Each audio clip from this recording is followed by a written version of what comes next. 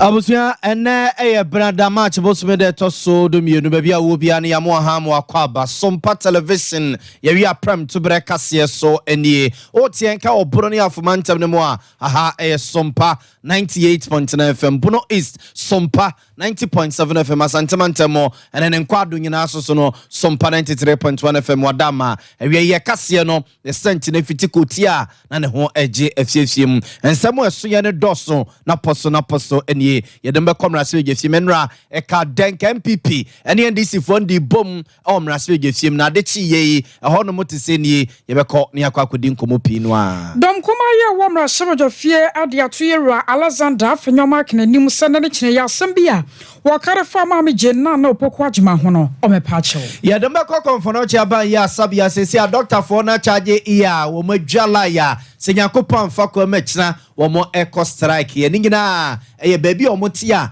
yetu wono mo de afri ho no Ashanti regional minister akasa area fasa asemi ho asasem kron wanu adokotafo no de abasa na da duanhyiamu de chinchenchi ebekoso na Ghana National Fire Service mpenimfo so de atugya senya mianim ne bonsamatiko se ne edu baby amanfo no mo de feso epe no mo de abomo ne mfiri wo no mu wo mo ka no kra toda almost pake and sepake ka ne bi ni wo nti gya to baby a eye alala sa no mo ye no matimi aba be so no de amaye Ghana Registered Nurses and Midwives Association ye wo ma Ghana mo de atugya sa ban ne de wo nam kwan bi so a wo mo bo enyo so abusanfo weni afoforo pinu an yakekese ne ne sekase a baby a wo bia no ewe ye bana ye de aba be so mo ye mfa sedai ema enwumakoyi Our 21st clinic, one way a sciatica expert, a fay whoop, and no dear, we are brave. Over to me, and on mama, water, a mizo, and a 5G drink. 3 herbal Santana, the 3 core capsules, cocoa master, Druno diapa. A fay uncle doctor, abe ho na won mo anhwe tano so apatapa ho no mo a na abe herbal clinic wodi Juma Tabita clinic say wo kwada bia no waye de se wonum diabetes prostate ade wo to ase de afi wonum cloud internet, the fastest internet in the world. Yadamo live e wo Facebook ho aya Sompa 93.1 YouTube Sompa TV aya mare fisa nsam no nyina da wo pe bi no wakenkan ya www.sompaonline.com kwa benya bi no wakenkan akenkan fom beti enka enabenen eyeme akosia ejewa akwade boaten menemenia nana ya bo malibia boga ensemini yes hase de free NDC amanyuku na tena ye na panimpa be de yira ohwani amansa de nkomama NDC amanyuku no ora Malek Basintele ena ode atugya se ono de se ode niam agunsa ne ni pa ba bi oman na ba bedru sese no enya Vice President Dr. Alhaji Mahmoud Bawumia ena oman no ehia no nemum ye hia mampani dada John Dramani Mahama waye bi pen wosie hu no na be page oman no e de efra hu ye hia ne ahokyera ye namu yi ode sanse metugya wabra NDC amanyuku no koye eye 24-hour economy walk ewo esekuma odobembra kwa baton pesua so eno sre Ghana ma de hye se Vice President Dr. Alhaji Mahmoud Bawumia de ra eno obi anya na dwene so okwa kunya no mugidie ena mpese December bosomi no wono akwa akoto abade amano mpo se driver point man for yan kosi bibi papa late mom na be boy driver ono akọ driving school driver ono waje license oso ye de kan man no wantimi an for yan kodu bibia ni otin chen o jisika keke no ene betimi aboy what even show so no say meet no driver's license in this analogy no mo ye no me de minimum say the work of a vice president and your mate. You can call yourself a spare driver. You can call yourself an assistant driver. And anything as a man penny ni wa. Who assistant driver now also wear license no. Ubiti me atana driver na konyamu. Na nana do so my who say amaya obebu no. E only Bawumia na ebebu. Na Bawumia ene demo kotene because Bawumia na ye the economists are the boss say on be transform the economy. Nande e dey na yo. The economy in this country is running at 1.5%. It means that unemployment rate is at 14.7%. It means that maybe inflation was around 54%. And about me, it means that. And the fango 1 gallon, you turn 80 Ghana cedis. It means that. And the dollar, yes, a son of 13 Ghana cedis. It means that. Meaning now, you under sir, Papa, I wasn't there. On your mate, no, on your driver, no. Now, even as mate, so record in here. Yes, I'm on better driver seat. Send the youngest and ever say, abuzianfo nti we ya panimpa be de yechira ohani amansa din kumama ndi si amanyuku ni yura Malik Basintele na yetene nka nenu achire na emrasebe dwani owo emrasebe je fiema desia ewo sekuma do bebra kwa abato mpeso aso mfimfi mantemo Alhaji Kwabena Ganza esoso edibi soso in Our Lady of Grace. Our Lady of Grace. Alcohol. Nese. Eyale. Nese where you are. What's the called the jade? What's on small? Ezu. Our Lady of Grace. Alcohol. No more you are. What's the called the jade? What's on small? Remember MP. I should be a la. Safi Bashia. A crop where you want the one called no one's on small. Mikotriaka, and you were in a Wakakawa. I'm away. Why now? I walk home.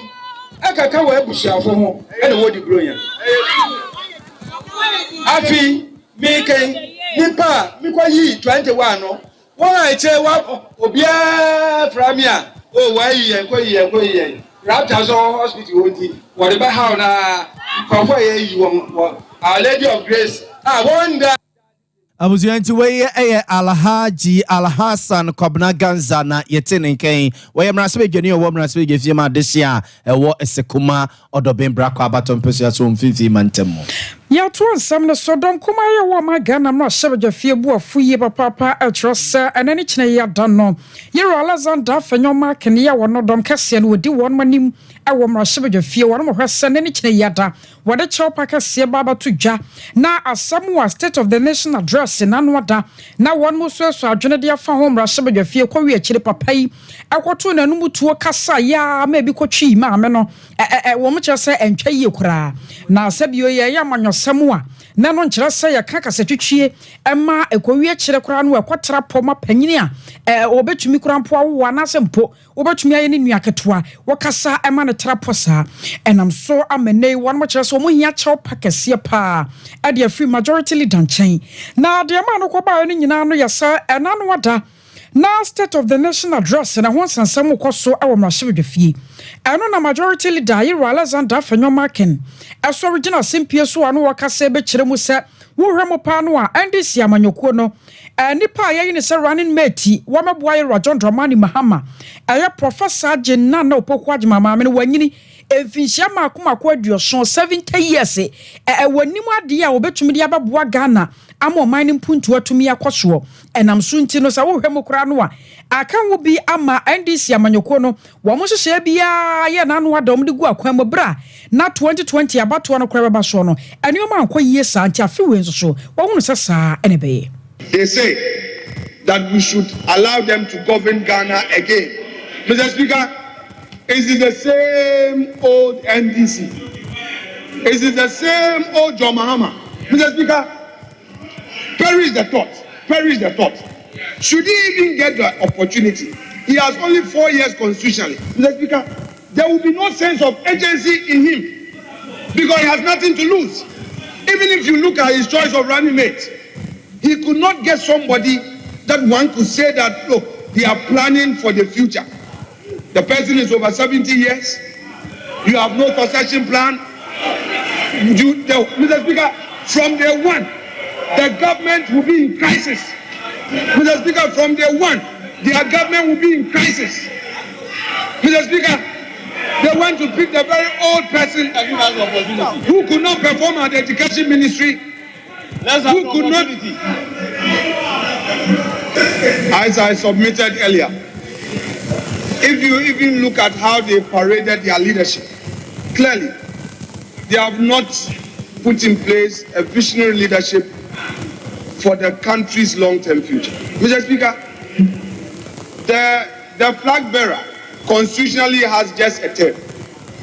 Should that happen, the flag bearer has gone for a running mate. Mr. Speaker, under normal circumstances, they should have given us a running mate who would give a future to Ghana. Like we have given a flag bearer who represents the future of Ghana. You have brought a flag bearer who, a running mate who retired from UCC as VC, came to Ministry of Education, performed abysmally. The E-blocks, she could not complete them. She did only 29. Today you say the running mate should be the future of this country. Mr. Speaker, when, Mr. Speaker? I was your way near somewhere. You're Alexander Fenyomark and Coca Yawamra Sabajafia. Amadom Kumana Buafono na and what you know. Anna Dom Kumano. Mrashabajonia wajina with the mother share walker to south about 1 peso. One monya for Jifa Ablagomashi. One so akasasi to us. I'm personally displeased about. My sisters and I, supported by our brothers, are here with us because if you come to our current standing orders, 1, 2, 3, if you read 6, it says the speech of a member shall be relevant to the subject under discussion. This morning, all we have sought to do as a parliament is to have the closer remarks by the leaders on the state of the nation's address. Our leader spoke at Folsom, and when we got to Honorable Akonyomakin's turn, I think that what he has done this morning has been despicable, and I speak against it because I am a daughter of a teacher who retired and sold in Medina markets. The examples that I found that has brought me to be a member of parliament includes, if you count 10 people, Professor Nana Jane Opoku-Agyeman, a former Minister of State for Education, the first female Vice Chancellor in this country, a school where Honorable Akonyomakin attended. And for him to change the narrative, the discussion on the floor, to attack this woman the way in which he did is totally unacceptable. I take exception to that. And I think that we cannot, only on the 8th of March, celebrate Women's Day, International Women's Day, where we are asking that we need mentors for our young girls to grow and become like. And for him to reduce this woman as if he was talking about his co-equal or his classmate, somebody who has taught you communication skills, a person who has been elected by the biggest party in this country to be the running mate to President John Dramani Mahama. What business has this woman's name got in the closer remarks of the State of the Nation address? Now, and what you know, Second Deputy Speaker of Parliament, Yera Andrews Asiama, one also saw the kakra to us. Thank you, and let me welcome you back to the chamber. Honourable members, I'm going to allow the majority leader to conclude. He's left about 5 minutes. Leader, I'm saying you were left with 4 minutes 90. I mean, I was checking it here. So I'm giving you 5 minutes. If you want find distraction, I'll give you 6 minutes. 6 minutes, but please, what brought the misunderstanding? Yes. So, honourable members, let's welcome the majority leader to conclude his debate. Yes, majority leader, have the floor now. I was saying your turn, Deputy, our Second Deputy Speaker of Parliament, Yera Andrew Asiama. I was for some croya, and I'm so mamraswe, Jenny, a woman, as we get Fima, this year once a woman do a jirabaton pesia so. One na Edom Cassiano, or Bob Watcher say, or cut wayet or jetakra jum, edema a Edom Cassiano, noble Frank and Odom pre, Estren in Yanamendis phone said, Toda, yo munya butre kakra, no more butre, and cosrosin, one of my bufu. If you have listened to the Sona debate, unless you don't want to speak the truth or addresses as such, consistently and repeatedly, our colleagues have been coming after our flag bearer, Dr. Bawumia. None of them spoke without referencing Dr. Bawumia. I mean, making all sort of aspersions and allegations against him. We heard him. The minority leader himself also did it. He did say, you can go for the hazard and look at it. The countless multiple times he attacked the minority leader. What did the majority leader say? He said that we've had enough of Dr. Bawumia, and it's the same people Dr. Baumia and the old prof is the same people. And they're even looking at the age of prof. There is Prof. John Mahama and Prof, particularly on Prof, the age. He said that there's no sense of agency. But he said, perish the thought. In the event of they even winning, and Mr. Mahama would do just a term, reasonably to be taken over by the vice president. In this context, Prof will be too old, so there's no sense of agency. I don't think this is an attack. And look, even in our standing orders, if somebody says something that is impugning wrong motive, you have the right to rise up at where you are and take the person on. They just, we know it's a strategy. You know, first of all, our colleagues should also learn to be tolerant. They should up their sense of tolerance. When Atuforsin and Co were speaking, we all listened to them. If, assuming without admitting that the majority there has said something which borders on a personal attacks on Prof, that's not how to go about it. But we will be kind enough, and that is how democratic we are. We always show the way. If it is the case that the mention of Prof and her age is their problem, we will depart from there. But the fact will be told, the story will be told. The abysmal performance of John Mahama and the administration, that will continue to expose that. Let nobody begin any crusade that we went on a viral attack on womanhood. That we would never do.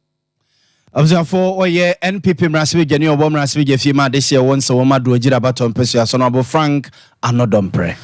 Aboko Central Marshal Jenny one Moyan for Mahama Ayaraga at the Kratakwa Koma Special Prosecutor. Ya watch was Bank of Ghana, one more Daibi and as a headquarters beer, one more pair our rage, young Cramantemo, no China shop. One tear said the beer da into one shall so be a moo eshishimu. Where can one an imperno so ya when Moyan free, what a Kratakwa Special Prosecutor, I don't know. Now watch Ramaso, I want a second as a shop yet, Judim the can be.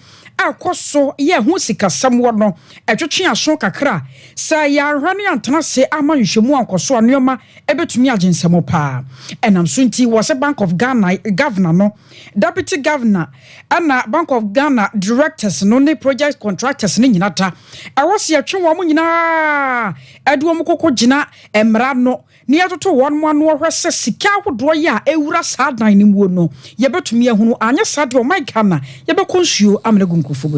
Well, you recall that last year in October, I did a petition the special prosecutor. Actually, I made a complaint of suspected corruption in relation to procurement. And the special prosecutor did contact me through his staff. And I was made to give a statement, and they took the statement. It's been October, November, December, January, February, we're in March, and we haven't heard from the special prosecutor. So I thought to write to him to let him know that we're expecting to hear from him on his investigation, that this matter cannot be swept under the carpet. We're expecting to update us as a country. I mean, how far he has gone with his investigation. Does he find that the procurement issues that we are alleging have some basis? If not, what is it that he's supposed to do or going to do about it? So basically, I expect that the special prosecutor will take the necessary action and then let Ghanaians know. I mean, we can't just pretend that nothing has happened. If you recall, this was a project that was priced at $100 million, and ultimately it was awarded at $121 million, and then it was varied about 36%. Variation shot up to $222 million, about 85%. So clearly there's something that. I was away about Central Marshal Johnny Mahama Ayariga. I was young from frame Raswig if you were enough young from Uncle Confonotia Banya Sabiana. I didn't pay for the action Yantias and for Fra. Yeti and I don't pay ya da sorry ya ye papa honi aba bedin kongonsa de akire mo no a na busia ye kokoti yes a doctor for any apom de adwuma form ye adwuma konfono chaban ya sabia e papa mo no maba be ko strike ade ya yesi baby a doctor for any apomdi adwumayefo a omo ye adwuma okonfo chaban ya sabia tete e wo de nyame abonten so no yesi aton amakwabrane bi e ma de achi ade sei so di tuo ne nsekan egina wo so a wose so omo ne magu abonten ani mpanimfo so no ampe baby amoma nkwankosue ntine gese o so omo gya omo nyumagu onom ekochiri kopeda foforo na chiro omo nya bi a omo ababese so omo yire no no omo mane omo niema e de akwakogumenam so beba sei no Ashanti Regional Minister Yura Simon Osemense yebopire no kobusa ne se no kre se de nyame sa ase no a Ghana doctor for ne adwumayefo a omo eye adwuma okonfo no chaban ya sabia ye tu onum ya momo na wotwe so omo nse so omo ne manfiri honum e no oche sa asem yi mfie be mienu nie e na Supreme Court bu asem no se sa asase no eye menhia dia faketua bi e na aba bedi aban ho na sa faketua no kra no afa no ma hyase cancer sini bi bom esisi bungalows wa omo ekachiro omo so omo mfiri honum na se ekirei omo wie no omo de omo beba omo edu onum aba Ashanti Regional Minister nchiremu a ode emayeni Supreme Court take a decision what see and say won chia so me da nyame no ebi eliama menhia entino omaye emi se aban da wo comfort to nyina o si yi o mu nyina fi ho na ye do me ba bi a aka ya ban bi na ba bi be tam o matna enti we are relocating all of them Sompa FM ya cho bi a woti ya ho bi a I inform o mu nyina ye ni various institutions wo mu tipi aban da mu nyina eshi even here so regular public council o pe na mo ko ye bi dan nyina gu aye si fufuo oh baby near their mind and you want to relocate everybody not only them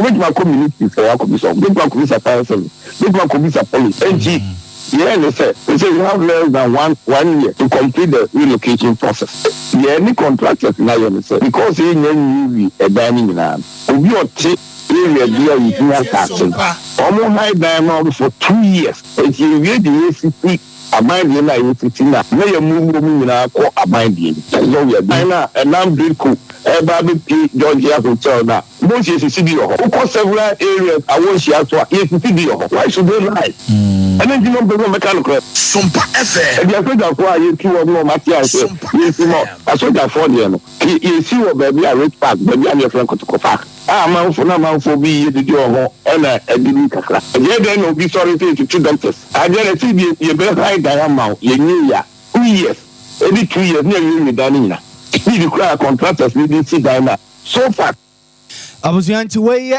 Ashanti Regional Minister Yura Simon Osemensa and yetene kenti doctors here ye tu onuma from bungalows mo Kumase doctors omo adwuma okonfo no chaban ya sabia ya mo na watch ese so mo ne magu abonten ana na oyi ano se entutua bia wo so mo ye wo mo aya pa baby e de ama doctors ni nyina na ontiase se nei o ma ba abonten beki kasanse mo eno akiri eno de so no na nya ne nwanwa if the doctors ni bia da omo politicians eno mugu konfo no chaban ya sabia ho no mo a ensem mo nyina no politics ye na omo ede eye ne no so no nya de ebeboa e politics no ya no atempo for omo kan no kranche Ghana for no nya de omo ye eti ami for no ba accept to omo butu no ye nyina ye tie omo nipa please for omo nipa fire service omo nipa other government departments now omo prepare to move omo nipa so let that ye titi no e so say the team now they are built for people. This is election year, people take issues, any issue. Then they make them issues. As some make a true week, will be our dream, the same week. You just to call a contract. Then you point to lawyer. Yes, everyone wants some good problem, we don't deal with the individual. We deal with institutional head. Is that what he say? Is that what he say? Is the management, the top management. The person who has to deal with the CEO. Let me explain this further. When you have to know people go in.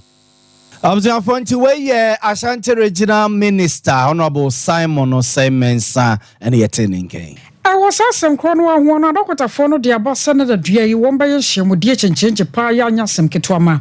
One better say as we saw Jenna now one more say as so. One more call and I say one more bar. Nemo Mushama for say. Anyway, and Abema one more Juma, one more yeno. One maka say one more jai at the Sierra Esha de Bierada. Now, senior medical officer at the mark on Fanoche Abaya Sabia Dr. Michael Litt. What are some paka say ekasai? The dear doctors in the 1 week say into 20 we are I would deny okay, the doctors to hold doctors other staff, director of administration, other paying for Honomono. I must say a Honomono, Honoma, no be a basset, assassinate a permanent. Yes, Sompa. A man in chair say, what my 1 week say and copper baby, and she define it, going to define it, WHO define it, I'll say, help your well being, socially, physically, mentally. But I really confirm not no more by on it, ain't it sounder. I mean, seriously, I don't know how you expect us to work in those conditions. And I can see a copper that never be a better. Represent confirm not doctors, chairman, share minister, the only meaning Comobia, and Yanocre, David, Mini Obien in Como, Francomoe, Bettina Cotimo, baby. Accommodation committee, me a member of the accommodation committee, El Confanochi, the name Sabi. Oh, she a Koshania for one dream near Bettina. So, only baby does don't mean it. Then I mentioned Confanochi staff now over 5,000 room.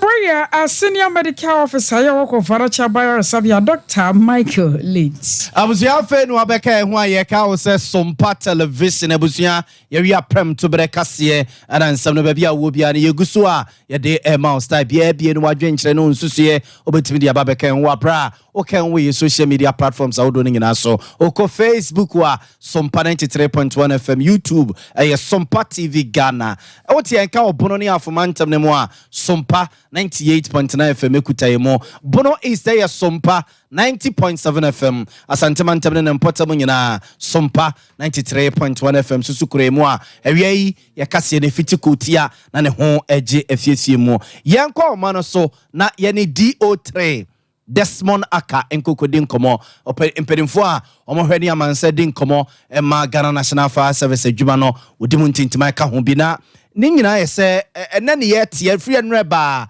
we crowd the ABC Kumase say fire service for Jato Kumase Rose Cross Uganimum near say shops be say 30 say 80 say 100 use 200 ejademu a ehye na fire service for no mo to mo ba bi no a enyo mo no mo di Jato shops ni mo no wo mo ba bedum no di amamwo no wo mo ti dwom ho no ne fire service for ne de che say yenya wo mu no ne fire service for no enko ade a wo mo ama medu ntem ene ye tete say fire service adwuma de tudwa say okọ kasoa okọ miamia wudo pi wo Ghana mema se ya ka mumuruntum no mudi dumja no ebi ni hono mumpure mpese ejato ba bi o mode akwa akosa no ebusa se ye ni deni sabre DO3 good afternoon o Chief good afternoon Chief okore samansa o abusia ye hwese DO3 Desmond Aka Oye penimpa be di yechiro hwani amansa din komo ema Ghana National Fire Service adwuma no ye penja no na ye na akwakodi enkomo so hwede ye koso okumasi abonten so a ye race cross dwai eja kokoto mu ye se anadwo de suom na omoton sa chese omo ebo Fire Service fo punum no mo de America free ye confidential ban ya sabi ya kokoduru honum omo eduru honum so no na de woso mo ye bia no wono ye nenso adehye na womo ewo edwomo no no enni Fire Service for no chese omo nti wo no mase ema edu baby na chese pipe o se bam ewiase aposifu etutu America call ho no akire nipa benum a sie ne mo kasei omo ewa aposifu kukum na omo de omo ekwa kofa mrakwan so ene Fire Service for to yenkra se omo emfidi a omo ade ye adwuma o man nim no ebi eni honum ne ebusa se yenya ne sade ye ma aposifu a edu baby a policefu ka kire Ghana for se police station baby on be ye adwuma baby omo betena emfidi omo be ye adwuma bi no no a Ghana for binom ne omo nsem obie ehya ase moto a policefu enye car a policefu nye no yenya sa bi informa Fire Service for na omo nsem obie yenya ase enye yiska na yemo Fire Service for entoton fidie ni bi ma wonu na DO3 Desmond Aka good afternoon Bema. Na me ba cho ho ye Obade na daruma ye ho ye pa yo ye da rade ase se kosa amanfo obusa ne se ne emre bia ye de ma Ghana Police Service a citizens no ehya ase we to moto we to pickup we eto cycle na ye de akwa police for na ye de resource wo mu no eno bi ne nyama Fire Service for sesi ana sabre am complaining se baby to say wage, baby to send crane miami audo pay, fire tenders, a bin one and yedjume, and then I was ye at the boamu. Yo, with the kind, the first acquaintance, no matter what's number tia, or her phone with your phone in Amoa. The kind question of Busami, Bruni Becca said it is long overdue. Was say, ya dear, cat, bear 10 years ago. And I was a key who said, Ghana, I born a boss for. War na said they were holding city, said they here at the entrance to city, say what said, Yetiminia fire stations, Yetiminia fire tenders, Yetiminia extrication tools, Yetiminia utility vehicles, motorbikes, Yetimi, Edia Cop baby, a way ding say, a good baby crown, or say, access here into me. Yetimi, and the sir, I can't hear to me, Eddie Juma, said the Beya, but come, I am it to say. Said the NMC Koya Memuno. I said, Ubia and Fat Udum Dafo, Yahoo. My main first one would be Momo, Umusamoya, dear Palm, boy, my airtime, Nedia account, my intimate in church, a maximum for an answer month for. Nelso, Nikamuno, and they say, in Central 4, Duduana, so, and Yadia, or Cat Udum Dafo, Yasem, am I? If he said, if you name you.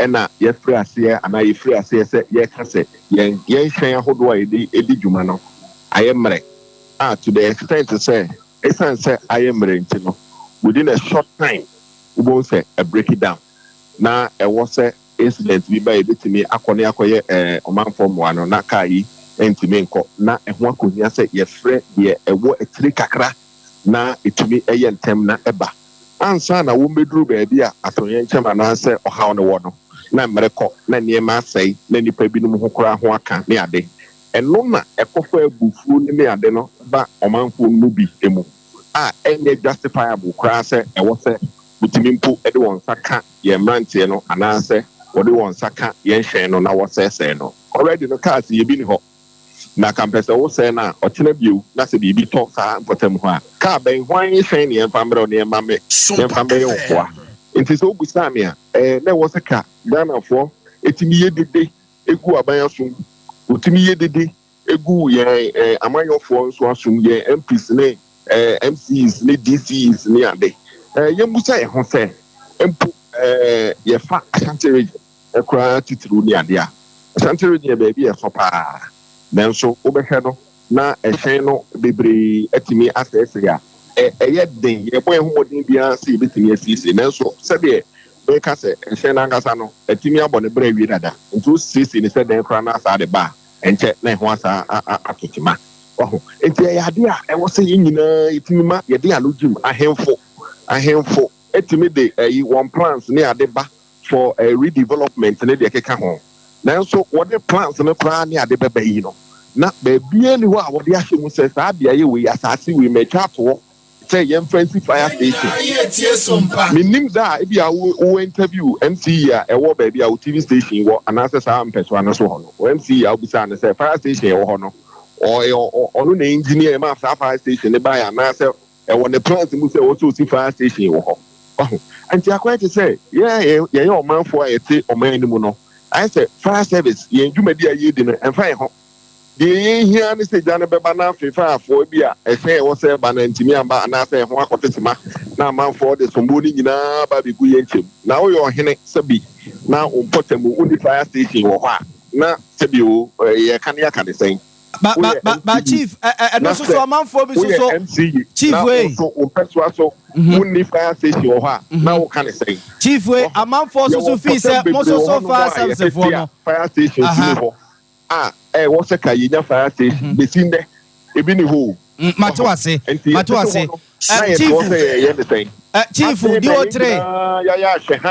Dio3, here, Dio3, na amayen, Atinemu, I am Reno, Neg, if you also so at the end of Suji, no one yet to me, Matuase, but some one kaya, ya better near who said, and was Messia Naso Bente Namunia, Dio3, Naya can some no said you see canon. Bamboa, Dio3, yɛnyamboa no Matuase na ye kan ye bo ahemfo sobo ye bo nsɛmtwɛfo sobo ye bo Ghana fo sobo emra police fo besu ye no ye ti omusun ehu omusun hyase sɛ ye resource omo ba makama no atum na motete wa memeda na mabafa service mo be wo sɛ mo mfidie nye mo kekama no atum na motete wa ejo bi beda wo sɛ mo hia support me no nyaje metimi send a lot of interviews ya can you hear some ediator manfo ya can you hear some atre aban ya can you hear some atre Ghana fo nyina now so what pa so my emergency mo nka ho asem de bia mo ma inki nkomu enti mo my emergency mo nka ho asem na mo nsufu emfre aban no na mo fa pressure emfa toto mo amayon fo so ana MC for the DC for no ebe ye den na siga ne ba na se car no ye ntimi enya bia mfa mba ye timi adi enjuma ne se de se na timi aboa ma ja se na timi chief we mo so mo de no ho se de kototo police ne other security agencies na difference me medema wo se car we fire tender Ghana fire service for mu use no mu hia na spec we and spec we eti mo so no ma amoa ye kwan bi so eti ye nyina ya sete blame no ye hu the way for say dia ne dia e ye fi say Ghana National Fire Service ye hia na ebia ebetima resource mu ye na adwuma no ye nyina etimi aboa yen me da say so we busa me sa question yi enti say na mu nyina monya interest se mo pese mo boa e ma odungafo ntimi fa yento ma pefra ne de osompa e ma Ghana fo no se ye hia yen pa kese ene se ye benya fire stations a ebebe mbenye communities no be bia etete no because o hwe ejahehia ho akontabu e ba na e kire se ejahehia e si enfie mu no e do so kinja bia the different types of fires e recording nti de hia kese ene se ye benya fire stations e wo ye potamu ye to so mienu ene se sa fire stations here ye besisi ebebe mbenye wo ye potamu no ye nya ebia no robust fire engine and as a modern firefighting engine and as a appliance and also se ba de se jebia ba na ebro ya ho de so a entempa na yetimi aduru ho na yetimi abeye omanfo so e de na emboa de toto mensa utility vehicles ye utility vehicles a yebetimi dia comfortable ne bronu bia so ne akoye de efre no public fire safety engagement ne ne temamufo omanfo edi nkita ho ne akyerɛkyerɛ won kwan a obefa so wode won niema wajapade befa so a eja ntimi nkoba mempo se jane ba niema wode begu akoma na se anamo a obetu na watimi ede afre yentem yeso yetimi de ahohare aduru hontem na yetimi abeso ohaw no ano amayen eno ne niema ehia yen pa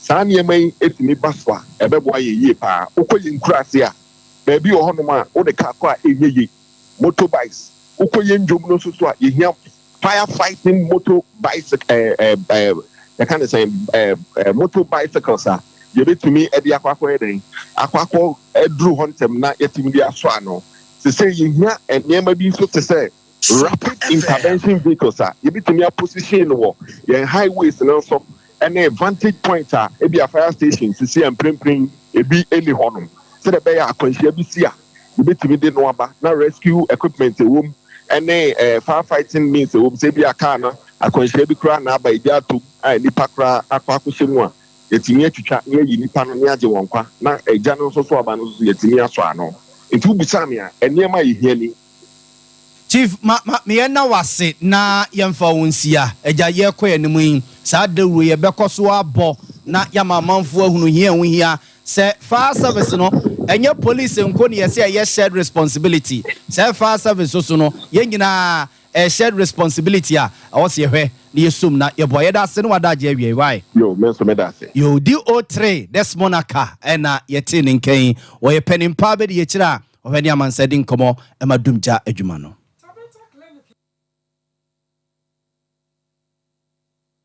anasa prostate yade no wo kono akwa kotu ase sanse wo mo na abene no makwadare wo mu pa wei wode bebedro na sayade Wama sa massage wo kama ema wo sisi ho so. Shano so sa tabitani akire bia. Wo so fly alignment ana fe enkran.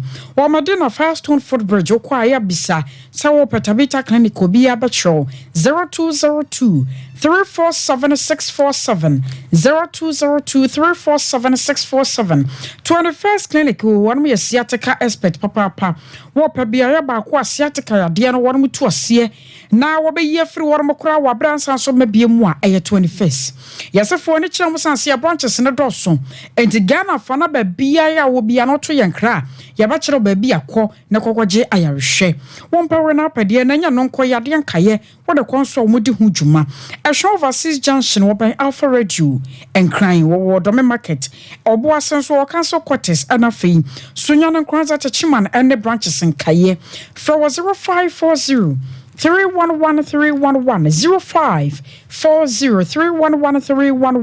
Mizo and a 5G drink. I am not the Ayagia Tumu, Sir Eje, a boa pomodin, a moni perdianis is in a show, and watching a crowd with a win be a said ye were done wayano, a bebwa pa 0246270221 0246270221. I feel Coco Massate Druno. I 3 capsules. When you be a babu shannon, Sathura Herbal Center, one of the said to pay a bedjama so. A to me call courses yet I am Tim, and to wear 3 in 1 a bonina papa, na a sad yena at your flu nipedianim. Young call quite care about done here by Mr. Ba Epidank, and now me I would I told Roe be sour and Sabekebi. Now, sour pendomo tune so afraid 0246 107 0246 0546 107 0546 107 107.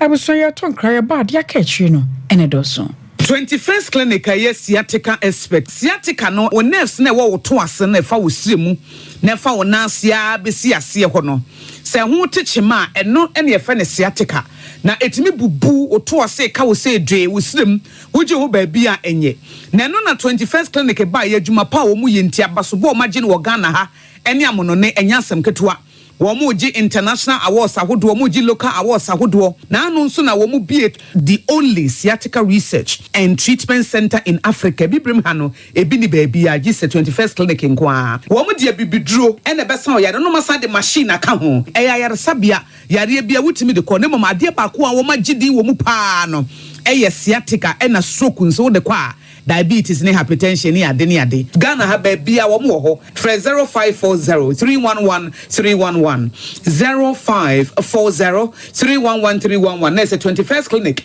wo mo sciatica expert.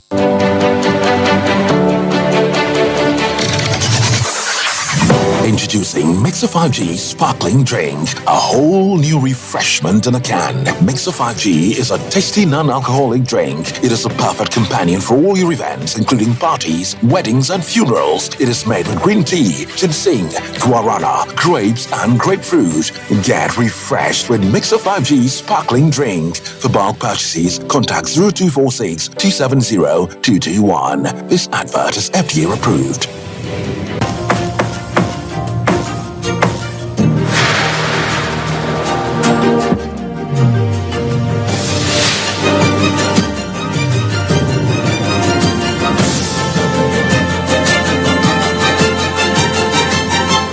Sompa TV, Emma Akitiapa. I was saying them was somewhat a tour and some no so Ghana Registered Nurses and Midwives Association. Yeah, what my Ghana mubu for papa a trust abandoning one would dear grobin and yammy enemy. So one more cast or more josa grono shua, now one more ebwa. Ninjana ya say your Frebby verification fee. Ya no sakwabasa will be pursued to quine. Aquasi boni chroma would cheer. Now one much san canano crano, na 550 Ghana cedis and canisika 5.5. And they were to me who so one ya buying one here. So buying a person but to quano macoba brandy bios, I say you. I buy what to me a pejasi kenwa could read 3,000 and canisika 30 million yade. A dear uncle. Na jay yes, I don't know. na won pese wo yire be hwa abonten a eno no so waye na koma so ade de ama no na so aba we de wonya na adwene kura se wo tie wo mo wono mo nko wono so wanya de omu pemfa mo mu eno mu sifa ko enam so nti ko ne bo fu e kire se wo mo ka de akira ban we de mo ba no boko mu pa se aban no anti a won be puso mu de akira no na Ora Joseph Krampa wono ekasa de Ghana Registered Nurses and Midwives Association ye wo Ghana mu wono Sompa kase atinkomo achochen sempi mu. Let's say Yamina, the way and one. Nipa ya school. All years to pay Onyanya Katia, Obey Juma Sana Katiaba. As I say, on your dying by Bia Post to Locomo, or Coco Dine or Qua Dine and Farm Free no Copens and Katia Beba, or just 6,000. Ebia 2 years, 6,000 in 2 years, Ebe Bruno, not 6,000. Ebia now younger, just on San Cotibosia. Lisican or the service amount for Onyabi, Eti Yami Crane, yet just a crown of Fossil Didino, yet Yaminature, Clay to Minka, Titiano, say now, Etia Dia, Nanka. Nyakura. So nurse ni announce obi a osabi. Oya ward assistant announce bia nurse assistant and whoever. Na owa broche bi se sika onya. Eya niamu bi mo omko oya ndu be 1 year. Bi mo be jiji asase asidan. Obi tia for 35-40 years. Na blog kura ontumi ntwabi. When e betra je ne nkwate na MPs for na yi dia. Mo ko ya adwuma 4 years am say yes gracia. Ni asesa man no fika de amamo. Adan kwase a wonim hwe kura no mempere de otumi ka. No, that's how I can say, I was here with him, Shakura, and Pendio to make your way a customer for Adama Ghana Registered Nurses and Midwives Association, or Joseph Krampa. I was here the more call a Wutu Senya Abato and Pesiasonano and a Mamperin and Adudanko Kufado Kobo, Ura Moses, a him for Aquadine, says a small numbers assembly members in Egini Tumwa, one tonko Sununkudi DC, Emwa, Emma Wutu Senyan and Potamo, and Fanantuma Papa in Fra Puntumo. Assembly members in a cocotono swaba, we are Senegans Aquaku Pimsu. Na NDC assembly members here, one potamo no more trese, a coyomofa so 2 abano, and a comofa so you run it to Muno, or more etiasian in Tomodie, or more Kekania Messiani, na Urano, Matabri Nakwa Kujinakoto, Emembra, and Nedise Quaya, assembly members who were to Senyan and Potamo, or Muyi Bifrimo, etiti Bifrimoni at the Ademokotoaba, Eji run it to Muno, Motiasia, and ye. Yentia. Yeah, election. I want to me inform ye na assembly members are your district in mu. Afe yisi chairman woman ankasa so. Yasan eto nsa frɛ no say. Nientia wo be conduct election. Ne one ma ya na aswante. Eno nti na ewie ye wa ha. Eno nti we are calling say won be yi ano efre say won yenye assembly members wo district mu a wo ma ya aswante. Say assembly members so ene ye be yesa election ene wa ma ya aswante. Nientia wa ma ya aswante no. Oma ya aswante. Pese yetu ne say ye fa akwanya we so ama wa aswate. Ye twen imwai na say ya ntehwe a ye na asem wo ye kirimo ene enim anamo a ye betu na etumi aboa. Ema Abuzianti we ye NDC assembly man for a womo awutu senya mensinimu ena yete wono nke na this year omato aba for frama no ama assembly members ye dwalai onabo Moses ahemfula kwa esoso ene nsemtwefo di nkomo ehye boso no de ba wo ba no yimpuntuo ena oba be ye ho adwuma wo wutu senya wonyim de this year ma nyama pi nkodo for over a month ni nyama pi nkodo assembly ho nti ho so obai no waje pen wa aba abaye obaya assembly ni jumedi bia botum akodo na mpunta hwehwe ne nsaka am de krom ha kwan na wabaye nti ya marketing da me obaya bit affected nti na ye market area bia me bo hwe contractors no na wodi ahia fail ho no ya waterlock akra na ya reclaim land na ya use because they say this is police once sanka if you want sir ECJ for whether when your office or water or do when your office or by in land baby nti enya baby ya pede reclaim na ya de madam institutions na ya buy market no so ama daily activities because high this capital ahali yakase nti ya market na vibrant abobo Abusuanti DC o mato aba manu ama assembly members ne dwala de ne kokoto e no so so bobo ne nisu ade hunu a owo de mamansini ne mu de a kire na de o I was so to so ya ko apoye mantamo kro friend sir pankese ho ne yedri ya tatasa mabro ne bi ni ECG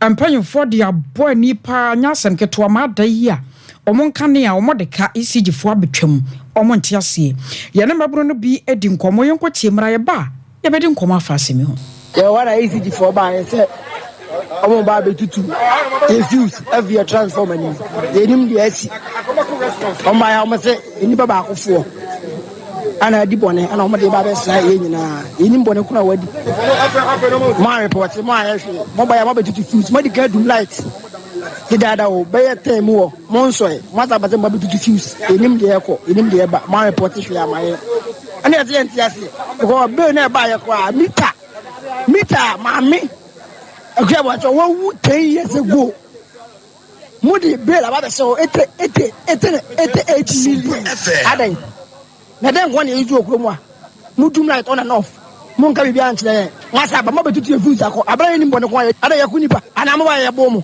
yam fe nsan ko obi am ba chise mbel mu ko yetu ya da so le ya ma ba se mo tutu fuse akọ me ma mo ko store etu ba tutu fuse na ko na nam na nsai obi mita 6 months mu di bela ba be so 9000 aden den ko a ECG forum ana wa ba no mu se na ase light no e won sense mo na am ba so mba ba cheche bill no mba so mba ba echa wa ba o ba che bill a Thursday na wa so yere o ba na ba je light bill no o ba no so obi ka do so enti o ba betu o ba twa light na da abra na se onti ase ma me ne kwa nyere ye ni wo eno ani ti asa kasa na eno one ba ko ne yare ni pa na chebe ne pre kasa eno ani no ofre ni telephone se omo ye boom ye ma we nyina ba ye ni ena mita ase for 8 good months na light bill about 9000 madam be stone so esi won so stone madam ni we 9 years ni o 9 years ni and my say fuse crunch sim mita no mu use and also about 8008 and some coins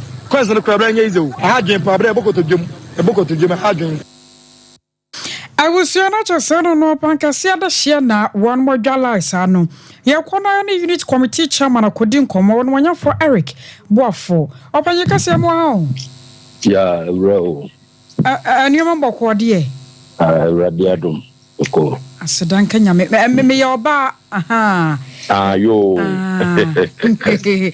ni nyina ka ho bia no ana honorable se asomdue awo babia wo yi radiadum sisi ya meno kasa de asomdue wa ha na akwaba no sa no wo mo chichi bi de koya na de pacho omo anchi obia omo electricity for no na omo bai ti omo bai na nipa na omo no mo eye basabasa no kwa no mu nifie etiyen ya committee no na ye hye ye beka me ne madam ama asumdue ababa beginning no na ECG for no pani no na se onche ne ho ase eti de ko ba ya ne se obetum kru ni nyina na ye ne ka se binipa ba ko pe na ayesa de no so ye kura oman mu no ye so ye mpene so wo de wo ye no eti se nta so twe bi mpo om de be ma ono nko a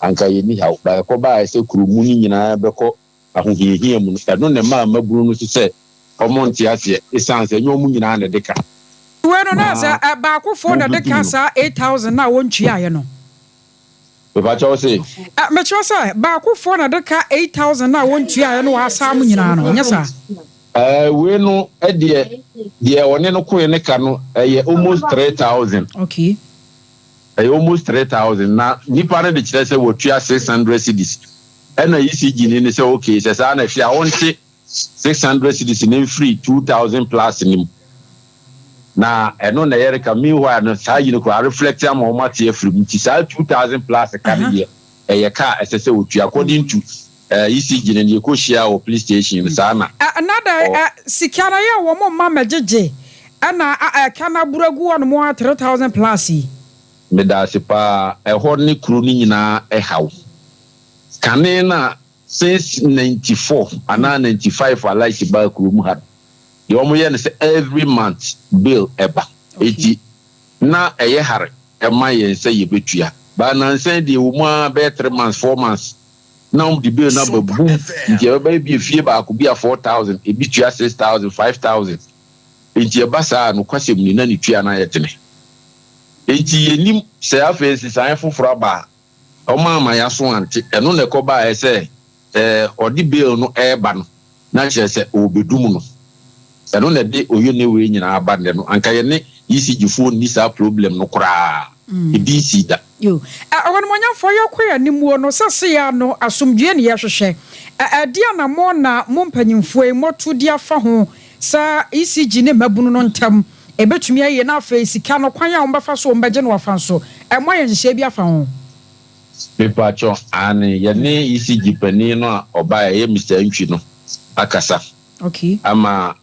police ama omo medical form say omo fanko hospital enti china no ye besa no omo nyina ahia na boy no nso a na eka no onti ase a ede pinche ni ba ye no omo nyina atena ase na ya solve problem na aba ade wo mo prayer na be ba che obi empra de na omo de kire se abrantie no na ECG ni no ase ba bi ogina ne ho wo soro na abrantie no so wo fom ti ɔtwen no na ofiri soro hɔ ba fam no ɛna ɔkɔpem ɔpani baako no yɛ pankiseni ɔpem no na ɔde ne nyinaa akɔhwe fam sisi ayɛse papa no ne nan minim sɛ bu sɛ afriki ntumi nante ma ɔno so dada ba ɔno deɛ ɔnyɛ ECG ni ɔde pankiseni nti ECG foɔ no deɛ ɔmo kyerɛ sɛ boys no baako na obi hɛde no nano ɛna ɔbɔ na so sana omukan ECG ni ne ya head na no ama na no ahono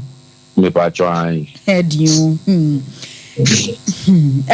obesime mesasa na siantu de me pa cho de le sian ajo ye de nyame ase wono bo me ha opi ma me nya wo wai na fo ani de akire na hwese asomdwe be koso ye da ase ano bre no wada yo me awusian ya no kasa ye unit committee chairman ya wono ewo pankese eno ewo epoye mantemu won monyafo Eric Buafu koso ye nyina we su na emfa kase ne nsi ti na den tama ye grubi mudi ya hedi bia no a ya twibi hwefom abubu na man academia wentimi nanti ye na se ne enko I was say da se ne ekọ ne fa se dama Dr. Bay wo wata na so apatapa new site da bia ya kan ya se ya de no de ebeba ya nipa ya didi ya nom wo no nya dan ya be ya de ho bedodo ye kakra na ba bi ba akopɛ na wose wo kɔ na akɔgya ya hwɛ ɛno wone ya be herbal clinic nkyɛn ya se be ma wade no de animonyam na no wano no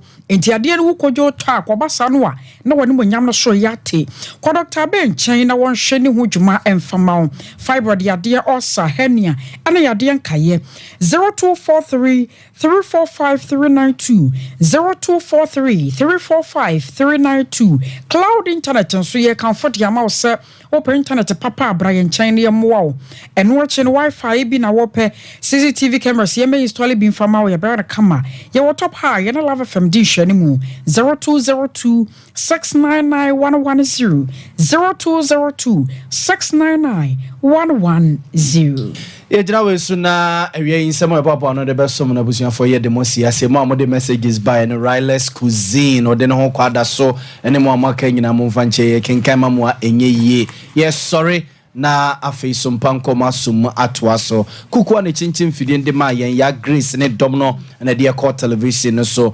bosie buzi ene akosua somua ene ekuya benes nom ne posia nom ne boy chidom ewa newsroom ye guess no wo mo aneta ye chi esemfo pani ene ye rasante ye bo Benedict midin ede ya bo amali bia bo gawe me ne akosua ejewa kode boatin yedamase